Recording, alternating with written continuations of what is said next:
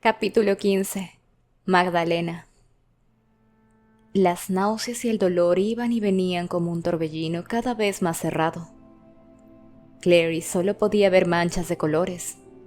Se daba cuenta de que su hermano la estaba arrastrando, y cada uno de sus pasos se le clavaba a Clary en la cabeza como un picayelos. Se daba cuenta de que se colgaba de él y de que la fuerza de sus brazos la reconfortaba. Le resultaba casi grotesco que algo de Sebastián la reconfortara, y que él pareciera ir con cuidado de no sacudirla demasiado al andar. De forma muy distante, supo que le costaba respirar, y oyó a su hermano decir su nombre. Luego, todo se quedó en silencio. Por un momento, Clary pensó que era el final, que había muerto luchando contra demonios, del modo en que morían la mayoría de los cazadores de sombras. Luego notó otro pinchazo ardiente en el interior del brazo, y una ráfaga de algo que parecía hielo recorriéndole las venas. Apretó los ojos para soportar el dolor, pero el frío de lo que fuera que Sebastián le había hecho fue como si le hubiera echado un vaso de agua a la cara. Lentamente, el mundo dejó de rodar. Los remolinos de náusea y dolor fueron disminuyendo hasta ser solo ondas en la marea de su sangre. Podía respirar de nuevo. Con una exhalación, abrió los ojos. Cielo azul. Estaba tumbada de espaldas, mirando a un cielo azul infinito, moteado de nubes de algodón, como el techo pintado de la enfermería del instituto. Estiró los doloridos brazos. El derecho aún llevaba las marcas de su brazalete de heridas, aunque ya eran solo de un rosa tenue. En el izquierdo tenía un iraxe, que estaba volviéndose invisible, y también un medellín para el dolor en el interior del codo. Respiró hondo, olió aire de otoño, mezclado con el olor de las hojas. Veía las copas de los árboles, oía el murmullo del tráfico y... Sebastián. Clary oyó una risita grave y se dio cuenta de que no solo estaba tumbada, sino que estaba tumbada apoyada en su hermano. Sebastián, que estaba caliente y respiraba, y en cuyo brazo reposaba su cabeza, el resto de ella estaba estirada sobre un banco ligeramente húmedo. Se incorporó de golpe.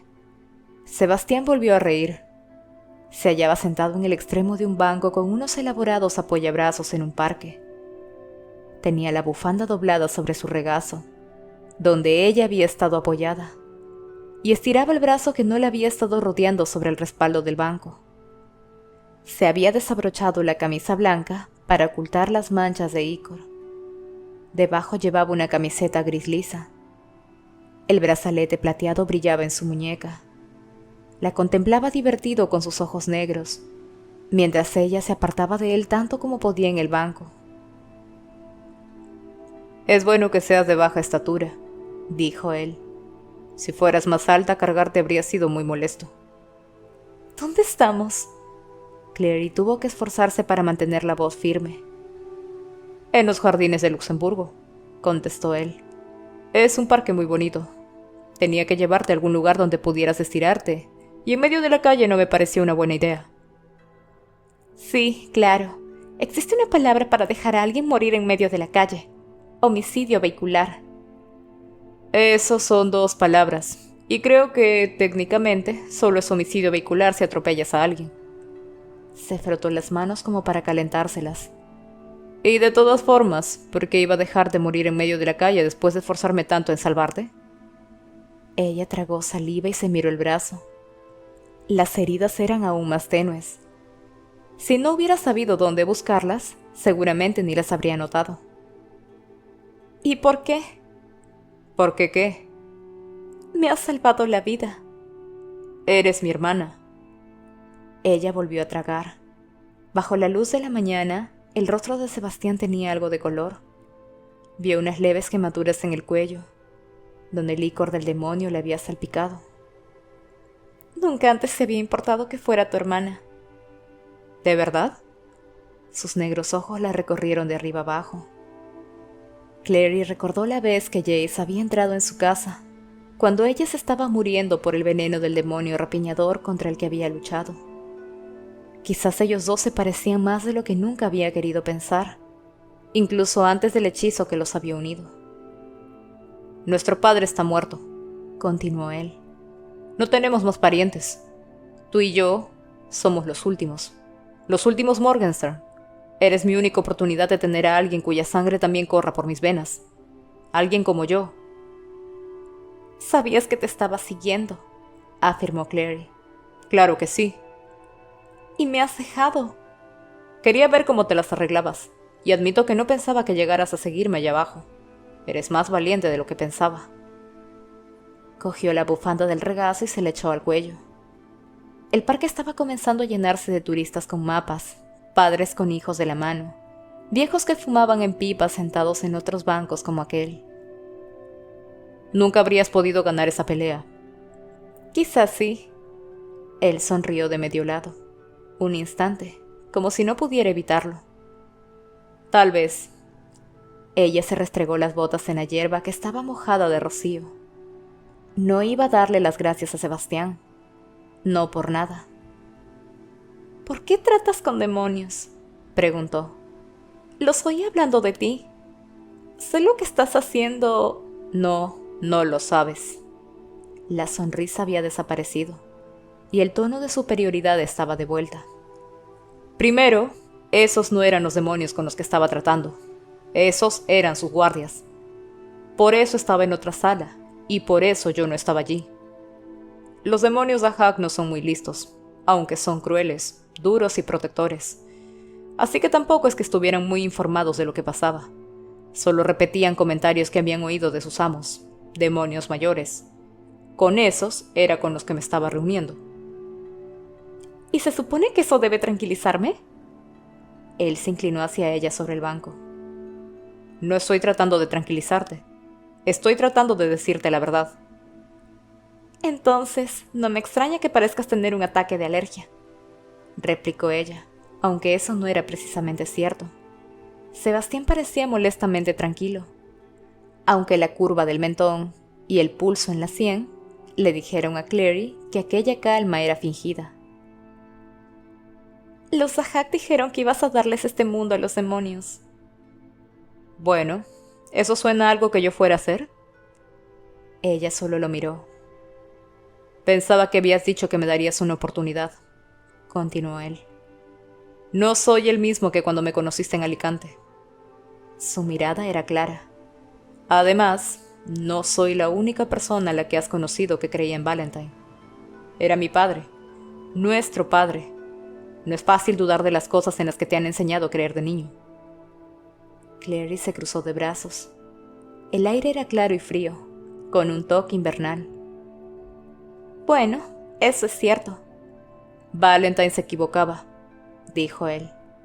Estaba tan obsesionado con el mal que creía que la clave le había hecho que lo único que quería era demostrarles quién era. Quería que el ángel se alzara y les dijera que él era Jonathan, cazador de sombras reencarnado, que era su líder y que su camino era el correcto. Eso no fue exactamente lo que pasó. Ya sé lo que pasó. Lilith me lo contó, dijo con toda naturalidad, como si todo el mundo tuviera de vez en cuando una conversación con la madre de todos los brujos. No te engañes pensando que lo que ocurrió fue porque el ángel tiene una gran compasión, Clary. Los ángeles son fríos como el hielo. Raziel se enfadó porque Valentine había olvidado la misión de todos los cazadores de sombras. ¿Qué es? Matar a demonios. Esa es nuestra obligación.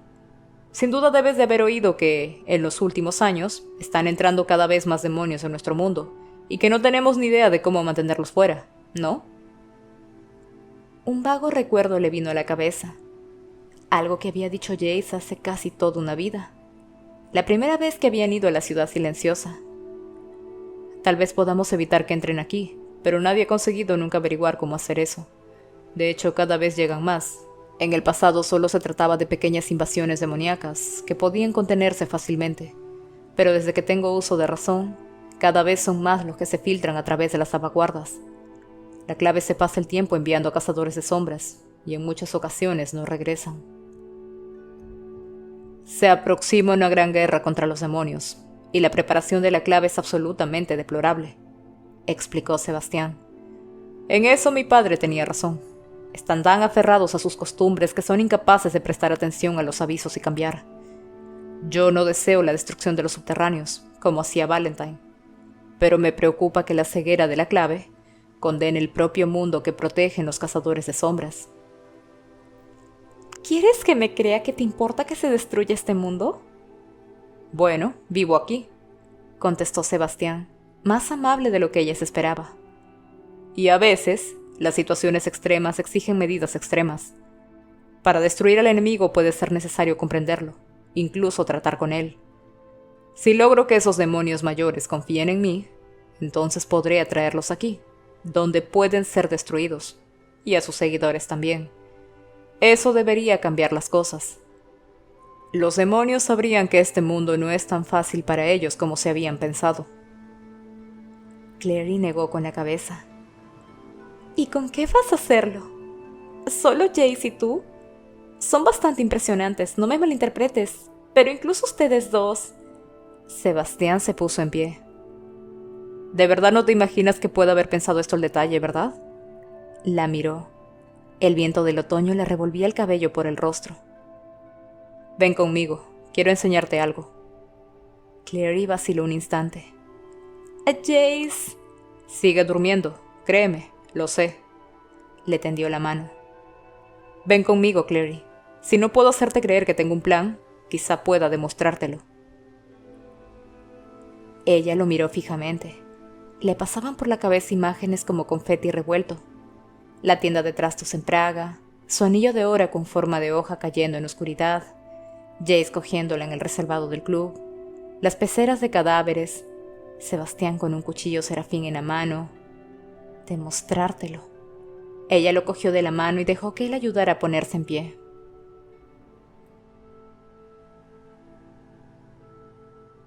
Se decidió, aunque no sin mucha discusión, que para hacer la invocación a Raziel, el equipo bueno tendría que buscar un lugar bastante escondido. No podemos hacer aparecer a un ángel de 20 metros en medio de Central Park, observó Magnus con sequedad. La gente podría fijarse, incluso en Nueva York. ¿Raziel mide 20 metros? Preguntó Isabel. Estaba tirada en un sillón que había acercado a la mesa. Tenía unas ojeras muy oscuras. Ella, como Alec, Magnus y Simon, estaba agotada. Llevaban horas despiertos, rebuscando en libros de Magnus tan viejos que las páginas eran finas como piel de cebolla. Tanto Isabel como Alec podían leer griego y latín. Y Alec conocía mejor los idiomas de los demonios que Izzy, pero aún había muchos que solo Magnus podía comprender. Maya y Jordan, al darse cuenta de que podían ser más útiles en otra parte, se habían ido a la comisaría de policía a ver cómo estaba Luke. Mientras tanto, Simon había tratado de ser útil de otras maneras. Les llevaba comida y café, copiaba símbolos siguiendo instrucciones de Magnus, buscaba más papel y lápices, e incluso dio de comer a Presidente Miau, que se lo agradeció vomitando una bola de pelo en el suelo de la cocina de Magnus. En realidad solo mide 18 metros. Pero le gusta exagerar, contestó Magnus. El cansancio no estaba mejorando su humor. Tenía el cabello de punta y manchas de purpurina en el dorso de las manos, por haberse frotado los ojos. «Es un ángel, Isabel. ¿Es que nunca has estudiado nada?» Isabel chasqueó la lengua molesta.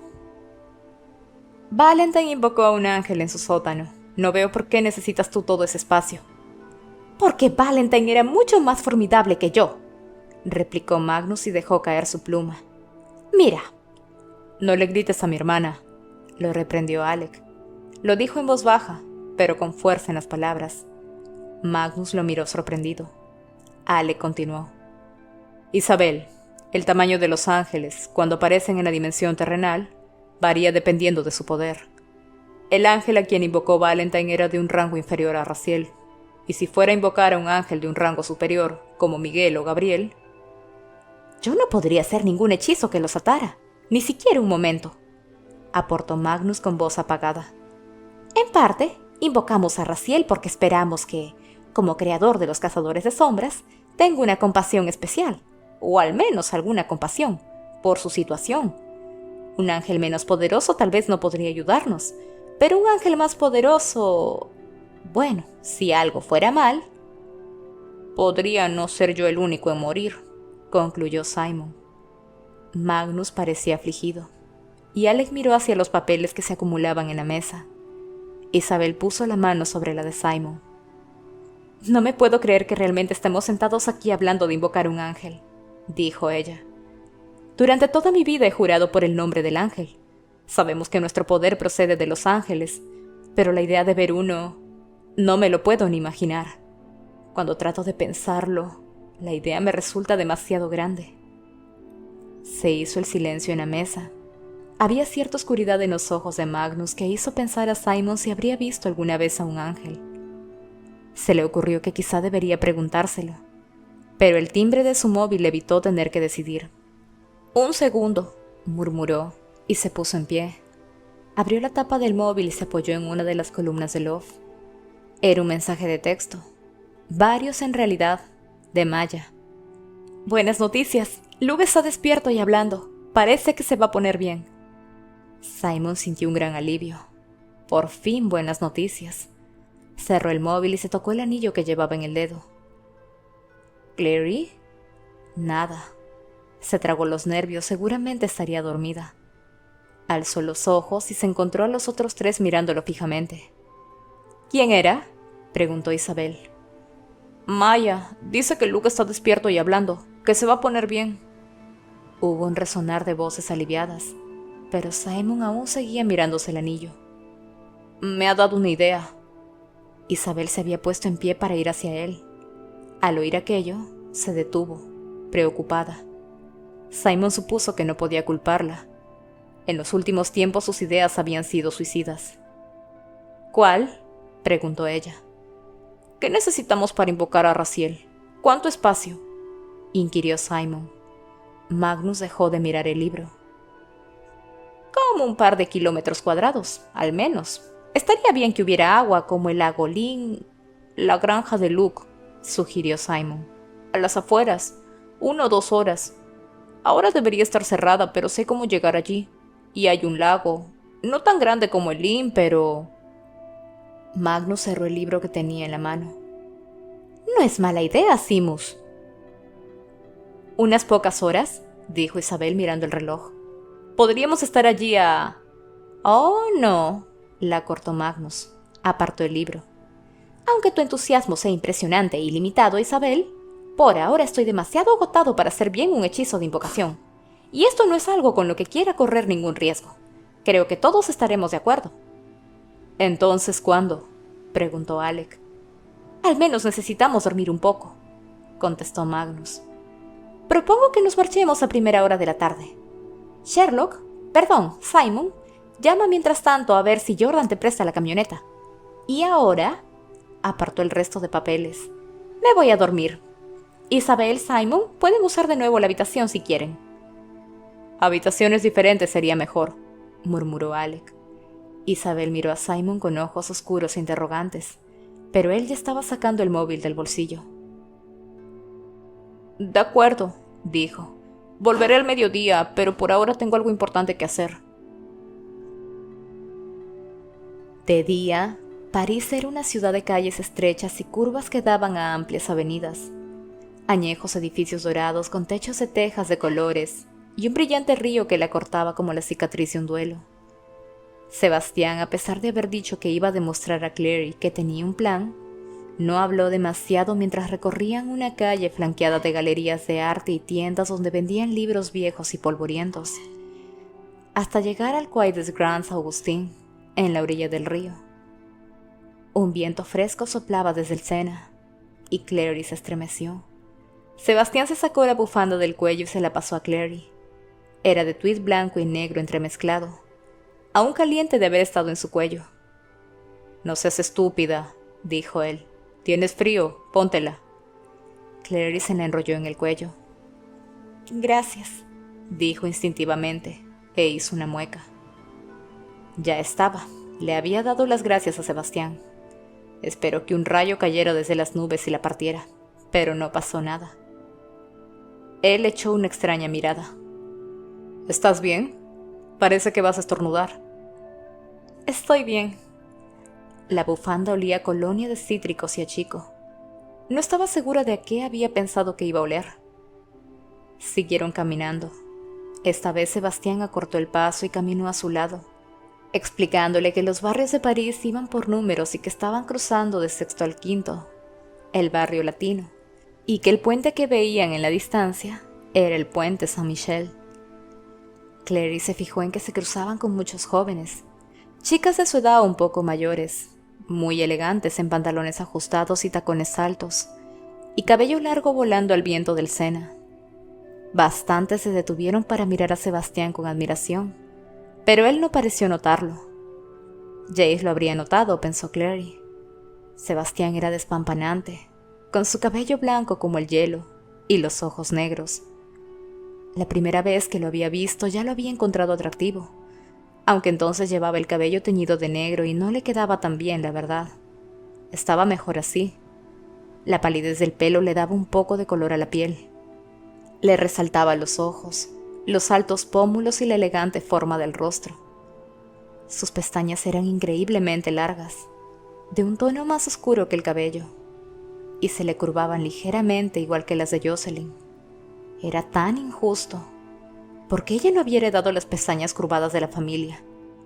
¿Y por qué él no tenía ni una sola peca? «¿Y bien?», dijo ella de repente, cortándole en medio de una frase. «¿Qué somos?». Él la miró con el rabillo del ojo. «¿Qué quieres decir con qué somos?». «Has dicho que éramos los últimos de los Morgenstern. Morgenstern es un nombre alemán», explicó Clary. «Entonces, ¿qué somos? ¿Alemanes? ¿Cuál es la historia? ¿Por qué no queda nadie más que nosotros?». «¿No sabes nada sobre la familia de Valentine?». La incredulidad teñía la voz de Sebastián. Se había detenido ante un muro que corría junto al Sena, al lado de la acera. «¿Acaso tu madre no te ha contado nunca nada?». «También es tu madre, y no me ha contado nada. Valentine no es su tema favorito». «Los nombres de los cazadores de sombras son compuestos», explicó Sebastián despacio, y se subió a lo alto del muro. Le tendió una mano, y al cabo de un instante ella le dejó que le ayudara a subir a su lado. El Sena fluía de un color gris verdoso bajo ellos, salpicado de botes turísticos que avanzaban lentamente.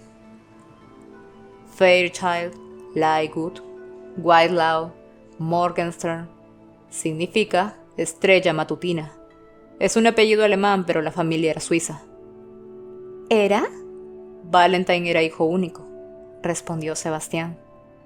A su padre, nuestro abuelo, lo mataron los subterráneos, y nuestro tío abuelo murió en combate. No tenía hijos. Esto le tocó el cabello. Es del lado Fairchild. Ahí está la sangre inglesa. Yo he salido más al lado suizo, como Valentine. ¿Sabes algo de nuestros abuelos?, preguntó Clary, fascinada a pesar de todo. Sebastián bajó la mano y saltó del muro. Le tendió la mano y ella la cogió, equilibrándose al saltar. Por un momento, Clary chocó contra el pecho de Sebastián, duro y cálido bajo la camisa. Una chica que pasaba le lanzó una mirada divertida y celosa, y Clary se apartó rápidamente. Quiso chillarle a la chica que Sebastián era su hermano, y que de todas formas lo odiaba, pero no lo hizo. «No sé nada de nuestros abuelos maternos», respondió él. «¿Cómo iba a saber?». Esbozó una sonrisa torcida. «Vamos, quiero enseñarte uno de mis lugares favoritos». Clary se quedó atrás. «Pensaba que me ibas a demostrar que tenías un plan». Todo en su momento. Sebastián comenzó a caminar y ella lo siguió al cabo de un instante. Para descubrir su plan, hazte la simpática hasta entonces, pensó ella. «El padre de Valentine se parecía mucho a él», continuó Sebastián. «Tenía fe en la fuerza. Somos los guerreros elegidos de Dios. Eso era lo que creía. El dolor te hace fuerte. La pérdida te hace poderoso. Cuando murió...». «Valentine cambió», concluyó Clary. «Me lo dijo Luke». «Amaba a su padre, Y también lo odiaba, algo que puedes entender conociendo a Jace. Valentine nos crió como su padre lo había criado a él. Siempre se vuelve a lo que se conoce. Pero Jace, repuso Clary, Valentine le enseñó más cosas aparte de luchar. Le enseñó idiomas y a tocar el piano. Eso fue la influencia de Jocelyn. Sebastián dijo ese nombre a regañadientes como si odiara oírlo. Ella pensaba que Valentine tenía que poder hablar de libros, arte, música, no solo matar cosas. Él le transmitió eso a Jace. Una verja azul de hierro forjado se alzó a su izquierda a media altura. Sebastián se agachó y pasó por debajo. Luego hizo un gesto a Clary para que lo siguiera. Ella no tuvo que agacharse, pero fue tras él con las manos metidas en los bolsillos.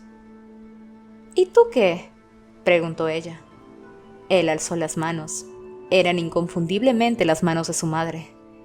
Hábiles, de dedos largos, destinadas a sujetar un pincel o una pluma. Yo aprendí a tocar los instrumentos de la guerra, contestó él, y a pintar con sangre. No soy como Jace. Había un estrecho callejón entre dos filas de edificios hechos de la misma piedra dorada que muchos otros edificios de París, con los techos reluciendo de color verde cobre bajo el sol. La calle tenía adoquines y no pasaban coches ni motos. A la izquierda había un café. Un cartel de madera colgado de una barra de hierro forjado era la única indicación de que había un negocio en aquella sinuosa calleja. Me gusta esto, dijo Sebastián siguiendo la mirada de Clary. Porque es como si tú y yo estuviéramos en el siglo pasado. No hay ruido de coches ni luces de neón, solo calma. Clary lo miró. Está mintiendo, pensó. Sebastián no piensa así. A Sebastián, que trató de quemar Alicante hasta reducir las cenizas, no le gusta la calma. Entonces pensó en dónde había crecido él. Nunca lo había visto, pero Jay se lo había descrito. Una casita, una cabaña en realidad, en un valle a las afueras de Alicante. Las noches habrían sido silenciosas allí y el cielo lleno de estrellas por la noche. ¿Pero lo echaría de menos? ¿Podía? ¿Era la clase de emoción que se podía tener cuando no era ni siquiera realmente humano? ¿No te molesta?, quiso decirle. ¿Estar en el lugar donde el auténtico Sebastián Verla creció y vivió hasta que tú acabaste con su vida? ¿Recorrer estas calles llevando su nombre sabiendo que en alguna parte su tía le llora? ¿Y qué querías decir cuando dijiste que se suponía que no iba a defenderse? Los ojos negros de Sebastián la miraron pensativos. Ella sabía que tenía sentido del humor. Tenía una vena mordaz que a veces no era muy diferente de la de Jace, pero no sonreía. Vamos, dijo él entonces, y Clary volvió a la realidad. Este sitio tiene el mejor chocolate caliente de todo París. Clary no estaba seguro de cómo iba a saber si eso era cierto o no, dado que era la primera vez que estaba en la ciudad. Pero cuando se sentaron, tuvo que admitir que el chocolate era excelente. Lo preparaban en la mesa, que era pequeña y de madera, al igual que las sillas, antiguas y de respaldo alto. En un pote de cerámica azul, usando nata, chocolate en polvo y azúcar. El resultado era un chocolate deshecho tan espeso que la cuchara se quedaba derecha en él. También pidieron croissants y los mojaron en el chocolate. ¿Sabes? Si quieres otro croissant te lo traerán, informó Sebastián recostándose en la silla. Eran los más jóvenes del local por décadas. Estás atacando a este como un lobezno. Tengo hambre.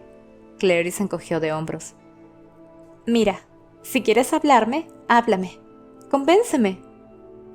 Él se inclinó hacia adelante y apoyó los codos en la mesa. Ella recordó haberla mirado a los ojos la noche anterior, haber notado el anillo de plata alrededor del iris de los ojos.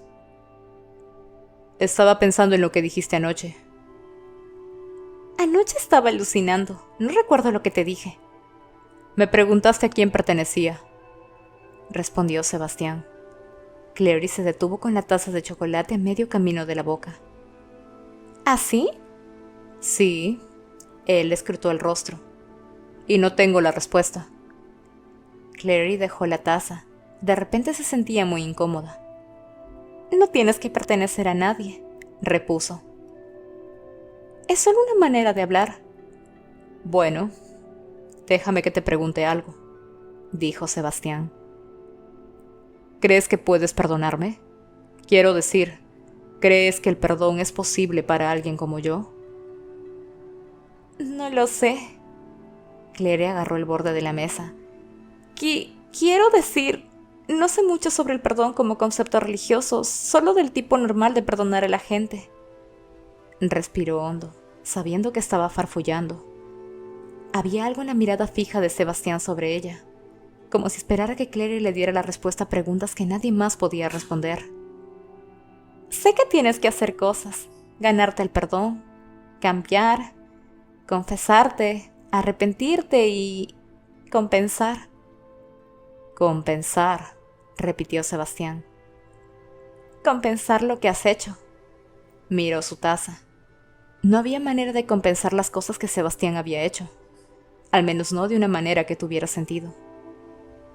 Abedhuebale, dijo Sebastián mirando también su taza. Clary reconoció las palabras tradicionales que los cazadores de sombra decían sobre sus muertos. ¿Por qué dices eso? No me estoy muriendo. Sabes que es de un poema, explicó él, de Catulo. Frater Abedhuebale. Saludos y adiós, hermano. Habla de cenizas, de los ritos de los muertos y de su propio dolor por su hermano. Tuve que aprenderme el poema cuando era pequeño, pero no lo sentía, ni su dolor ni su pérdida, o incluso la cuestión de cómo sería morir y no tener a nadie que te llore. La miró fijamente. ¿Cómo crees que habrían sido las cosas si Valentine te hubiera criado conmigo? ¿Me habrías querido? Clary se alegró de haber dejado la taza, porque si no se le habría caído de la mano. Sebastián no la estaba mirando con la timidez o la incomodidad natural que suele acompañar a una pregunta tan rara, sino como si ella fuera una forma de vida extraña, curiosa. Bueno, contestó ella, eres mi hermano. Te habría querido. Tendría que haberlo hecho. Él la siguió mirando con los mismos ojos fijos e intensos. A Clary se le ocurrió pensar que quizás debería preguntarle si él creía que eso significaba que él también la habría querido, como hermana, pero le daba la sensación de que él no tendría ni idea de lo que quería decir eso. Pero Valentine no me crió, añadió ella, y yo lo maté. No estaba segura de por qué había dicho eso. Quizá quisiera ver si era posible ponerlo nervioso. Después de todo, Jace le había dicho una vez que pensaba que Valentine podía haber sido lo único por lo que Sebastián había sentido cariño en toda su vida. Pero él no reaccionó. La verdad, repuso el chico, es que fue el ángel quien lo mató, aunque fue debido a ti. Trazaba dibujos con los dedos sobre la mesa gastada. Sabes, cuando te conocí en Idris, tuve esperanzas. Pensé que te caería bien. Y cuando vi que no te parecías en nada a mí, te odié. Pero luego, cuando me trajeron de vuelta, y Jace me contó lo que habías hecho, me di cuenta de que me había equivocado. Eres como yo. Ya lo dijiste anoche, replicó Clary. Pero no soy... Mataste a nuestro padre, la cortó él. Su voz era tranquila. Y no te importa, ni te has puesto a pensar en ello, ¿verdad? Valentine le dio unas palizas de muerte a Jace durante los 10 primeros años de su vida, y Jace aún lo echa de menos. Sufrió por su pérdida, aunque no comparten la sangre. Pero él era tu padre y tú lo mataste, y no has perdido ni una sola noche de sueño por ello. Clary se lo quedó mirando boquiabierta. No era justo. No era nada justo. Valentine nunca había sido un padre para ella. No la había querido. Había sido un monstruo que tenía que morir. Lo había matado porque no tenía elección. Sin quererlo se le apareció la imagen de Valentine, clavándole la daga en el pecho a Jace y luego cogiéndolo ya muerto. Valentine había llorado por el hijo al que había asesinado, pero ella nunca había llorado por su padre, ni siquiera lo había pensado. Tengo razón, ¿verdad? Dijo Sebastián. Dime que me equivoco. Dime que no te caigo bien. Clary siguió mirando su taza de chocolate, ya frío. Se sentía como si se le hubiera desatado un remolino en la cabeza que estuviera tragándose las ideas y las palabras. Creía que pensabas que Jace era como tú, repuso finalmente con voz ahogada. Pensaba que por eso lo querías tener contigo. Necesito a Jace, afirmó Sebastián. pero en su corazón no es como yo. Tú sí. Se puso en pie. Debía de haber pagado la cuenta en algún momento. Clary no podía recordarlo. Ven conmigo.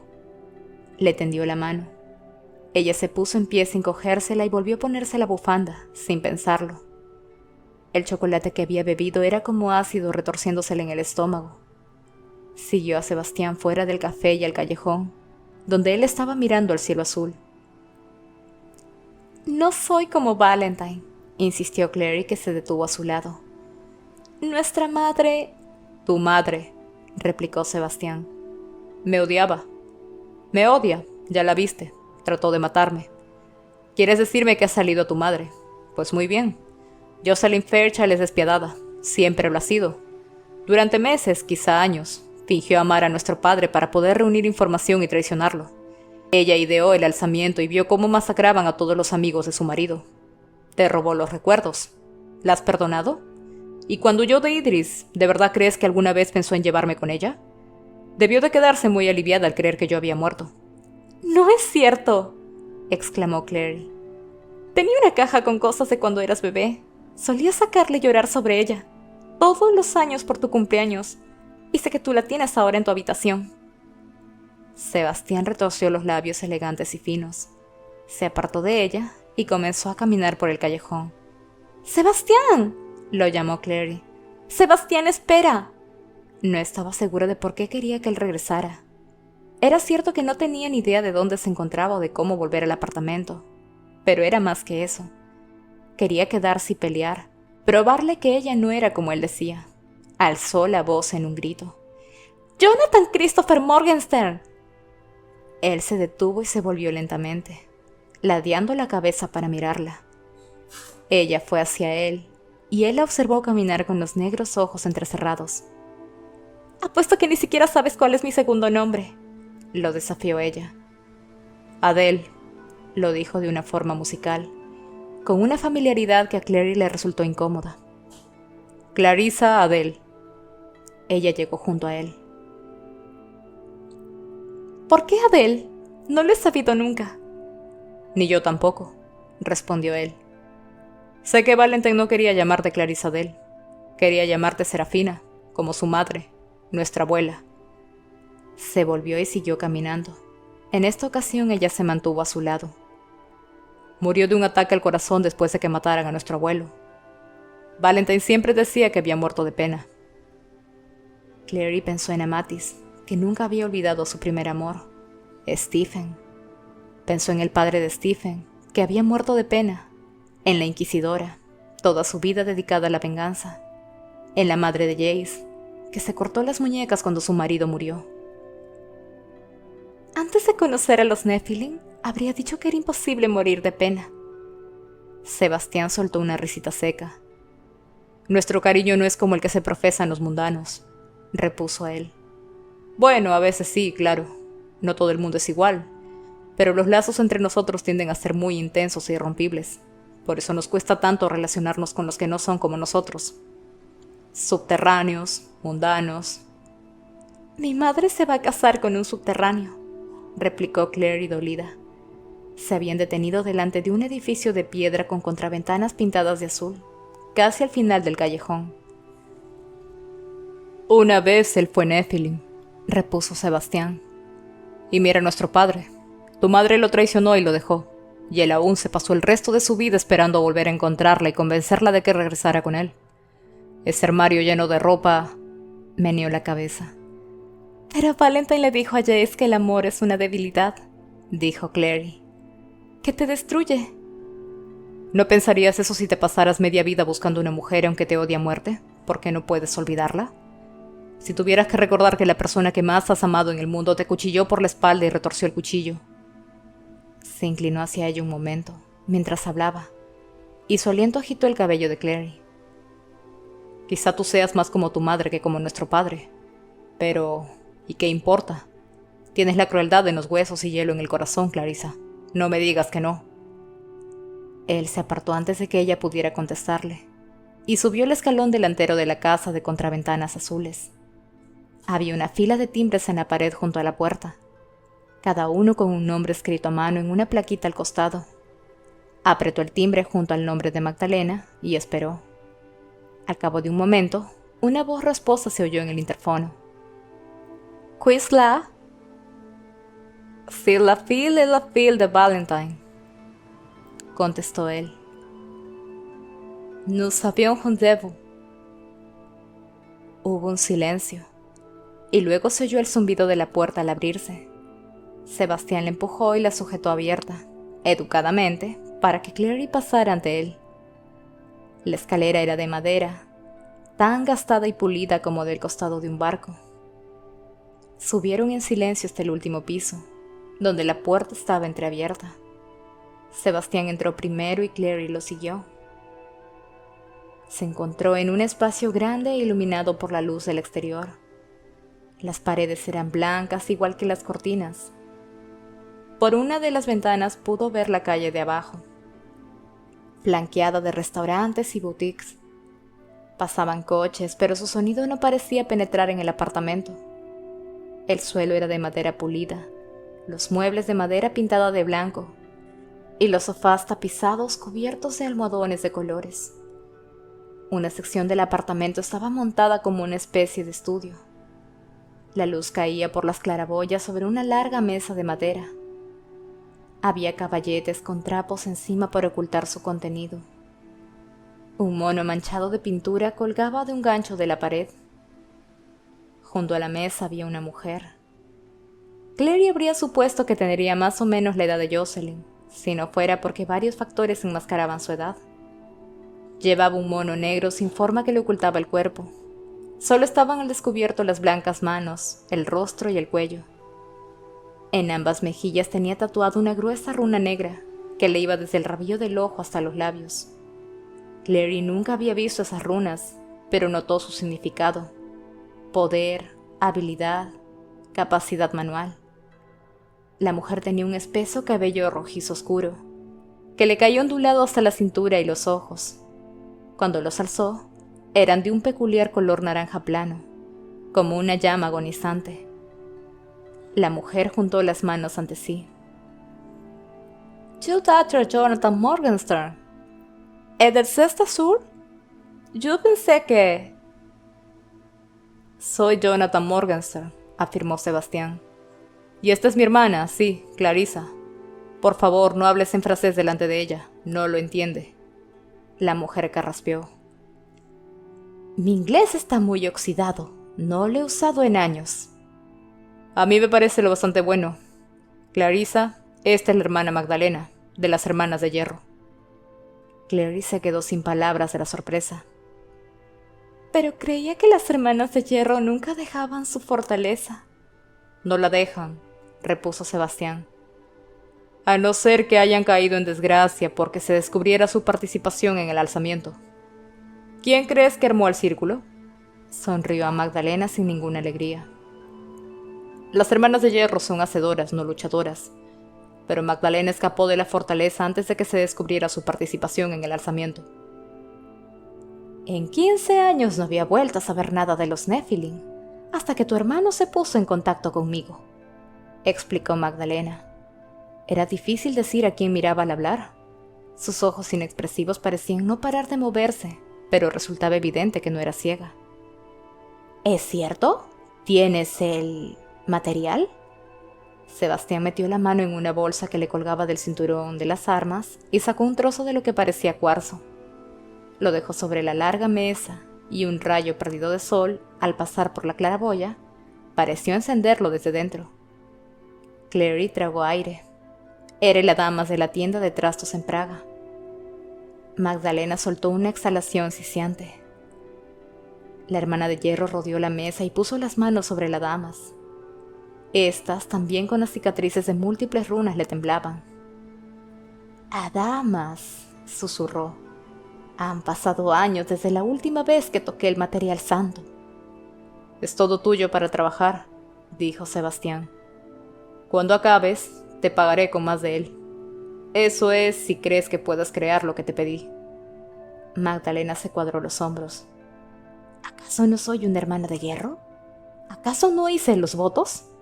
¿Acaso mis manos no moldean la materia del cielo?» Puedo entregarte lo que te prometí, hijo de Valentine. Nunca lo dudes. Me alegro de oírlo. Había un deje de humor en la voz de Sebastián. Entonces, regresaré esta noche. Ya sabes cómo llamarme si es necesario. Magdalena sintió con la cabeza.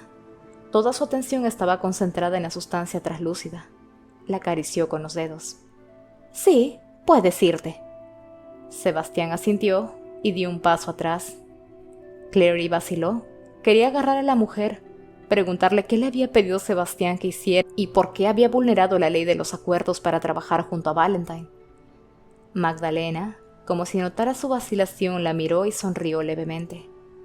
¿Los dos?, dijo, y por un momento, Clary pensó que Magdalena iba a decir que no entendía por qué estaban juntos, que la hija de Jocelyn era una cazadora de sombras, mientras que el hijo de Valentine era un criminal. Pero la mujer solo meneó la cabeza. «Mon Dieu», exclamó. «Son iguales a sus padres».